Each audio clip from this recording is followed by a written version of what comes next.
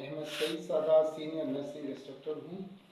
Respected students, तमाम आप लोगों को पहले मैं थोड़ा सा इंफॉर्मेशन देना चाहता हूँ। जो इस इंफॉर्मेशन को मैं बहुत ज़्यादा ज़रूरी समझता हूँ ऑल ओवर द वर्ल्ड के ऊपर, क्योंकि लोग बहुत ज़्यादा प्रॉब्लम इसको फेस करते हैं और बहुत ज़्यादा मसाइल इसकी वजह से इनको सामने आते हैं।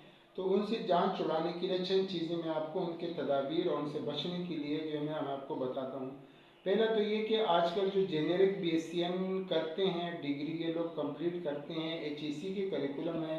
तो इसमें ये हुआ है, इसमें चेंज बेनिफिट ये हुआ है कि लोग 1 साल एक्सपीरियंस करके उसके बाद जो है वो MS के तरफ यानी MACN के तरफ, MPhil के तरफ चले जाते हैं, उनकी डिग्री कंप्लीट हो जाती है। इनका जो ये एजुकेशन है generic BSc, this is equal to 16 year education, equivalency इनको HEC की तरफ से आराम से मिल जाती है। और इसके बाद जब ये MSN करते हैं तो 18 ईयर एजुकेशन की इक्विवेलेंसी इनको मिल जाती है।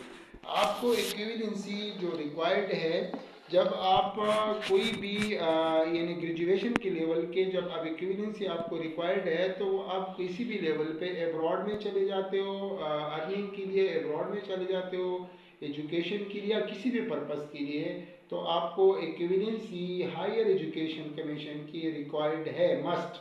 और इसके अलावा जब आप मास्टर लेवल पे जाते हो तो आप पहले इक्विवेलेंसी लोगे किसके, यानी ग्रेजुएशन लेवल पे पोस्ट RN BScN की या जेनेरिक BScN की, और मास्टर लेवल पे 18 ईयर एजुकेशन की इक्विवेलेंसी आपको नीड होगी अब्रॉड के लिए भी और आपके फर्दर PhD एजुकेशन के लिए भी।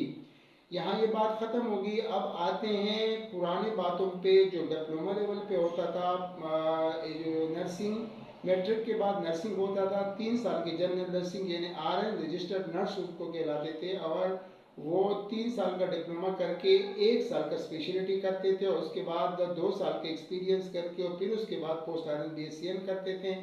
पोस्ट RN BScN कुछ यूनिवर्सिटीज़ ने जो किया है उसमें अब डिफिशेंसीज ये है कि कुछ लोगों ने वो जो पोस्ट RN BScN किया है उसको जो HEC है हायर एजुकेशन कमीशन उनको इक्विवेलेंसी नहीं दे रहे हैं, ड्यू टू दिस रीज़न कि उसमें डिफिशेंसीज है। उस डिफिशेंसीज की वजह से बहुत ज़्यादा स्टूडेंट अक्रॉस द वर्ल्ड वो लोग फेस कर रहे हैं और बहुत ज़्यादा मसाइल हैं उनके लिए। जब लोग बाहर चले जाते हैं या फिर फर्दर एजुकेशन के लिए जब MS के लिए लोग चले जाते हैं, MSN के लिए, तब भी उनको बहुत ज़्यादा प्रॉब्लम हो जाती है और उनको वो इक्विवेलेंसी नहीं देते। जब वो HEC मुताल्लिक़ा यूनिवर्सिटी से, जिस यूनिवर्सिटी की डिग्री है उस यूनिवर्सिटी से कोई क्वेश्चनिंग करती है कि आया उनके क्वेश्चन वैलिड है कि आया आप इस करिकुलम को टच कर रहे हो पोस्ट RN BScN के according to higher education commission, तो यूनिवर्सिटी कोई जवाब उनको नहीं देता। जब जवाब नहीं देते हैं, नहीं में है, नफ़ी में है,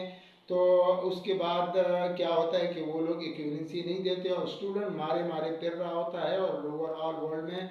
और बहुत सारी मिसालें मौजूद है जो लोगों ने जॉब्स को भी वहाँ छोड़ कर आए हैं क्योंकि उनको इक्विवेलेंसी नहीं मिली। कुवैत में भी बहुत सारी मिसालें मौजूद है जो लोगों ने 5-5, 6-6 महीने कंट्रीज़ के लिए रेमिटेंस कमा रहे थे, 6-7 लाख रुपए, और वो लोग वापस बैक आ गए Pakistan due to this reason कि उनको HEC की इक्विवेलेंसी नहीं मिल रही थी और वहाँ पे इनकी इक्विवेलेंसी दरकार थी, वो रिक्वायर्ड थी।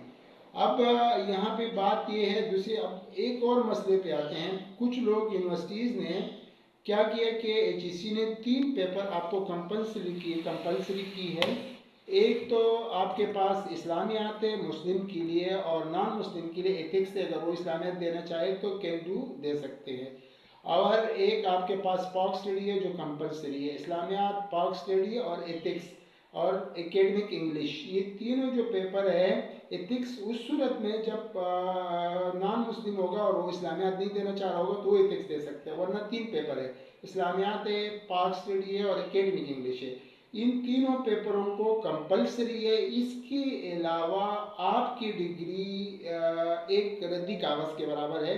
आपकी डिग्री को इक्विवेलेंसी भी नहीं मिल सकती, आपको डिग्री का कोई बेनिफिट भी नहीं मिल सकता। और अब्रॉड में आपसे पहले भी एक क्वेश्चन करेंगे कि जो HEC ने आपको मतलब कंपलसरी किए थे 3 पेपर, आपने उसका एग्ज़ाम दिया है और आपके पास उसके मार्कशीट है या नहीं है, ये भी है। और इसके अलावा आपको एक और बात बता दूं कि कुछ यूनिवर्सिटीज़ ने जब ये एग्ज़ाम जो है वो किया है, मतलब उनको एग्ज़ाम कंडक्ट करवाया है और एडिशनल कोर्सेज भी करवाए हैं और उनके एग्ज़ाम कंडक्ट करवाए, तो उनके मार्कशीट्स में और डिग्री में इतना गैप है कि फर्स्ट सबसे पहले कि अगर आप किसी भी प्रोफेशनल के सामने उसको रोकेंगे तो पहला क्वेश्चन इसका ये होगा कि आपने डिग्री कौन से सन में की है और आपकी जो ट्रांसक्रिप्ट है वो कौन से सन की है।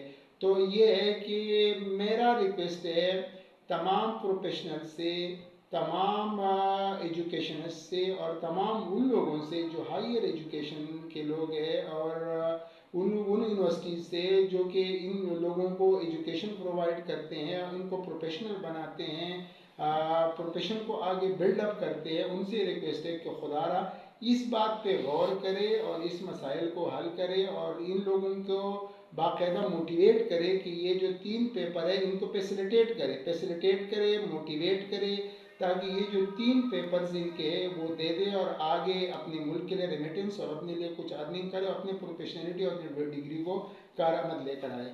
ये मेरी रिक्वेस्ट है हाईली, और तमाम लोग इस वीडियो को आगे शेयर करें और उसको देखें कि इसके बारे में जो चीज़ें हैं और इसके बारे में कमेंट्स में आप लिख भी सकते हैं, मज़ीद आप मालूम भी कर सकते हैं। Thank you very much.